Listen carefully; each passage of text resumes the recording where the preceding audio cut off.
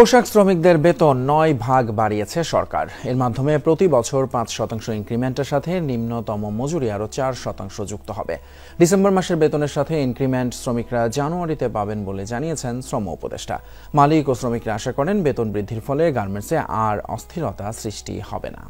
বিদ্যমান শতকরা ৫ ভাগ বেতন বৃদ্ধির সাথে আরও শতকরা ৪ ভাগ যুক্ত করে সর্বমোট ৯ ভাগ বাৎসরিক ইনক্রিমেন্ট বৃদ্ধির সুপারিশ করা হলো। ১ ডিসেম্বর ২০২৪ থেকে কার্যকর হবে, যা জানুয়ারি মাসে প্রদীয় বেতনের সাথে প্রদান করতে হবে।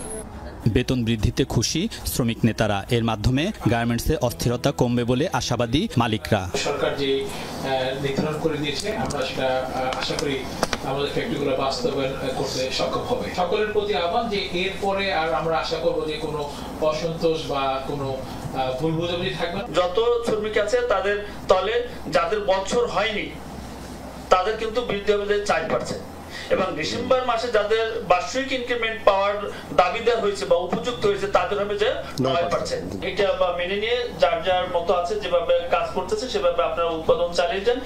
শ্রম উপদেষ্টা বলছেন, তৈরি পোশাক খাতকে অস্থিতিশীল করার নানা ষড়যন্ত্র চলছে, তবে সব ষড়যন্ত্র মোকাবিলা করে এই খাতকে এগিয়ে নিয়ে যাচ্ছে অন্তর্বর্তী সরকার। গার্মেন্ট ইন্ডাস্ট্রি চলমান আছে। আলমগীর স্বপন।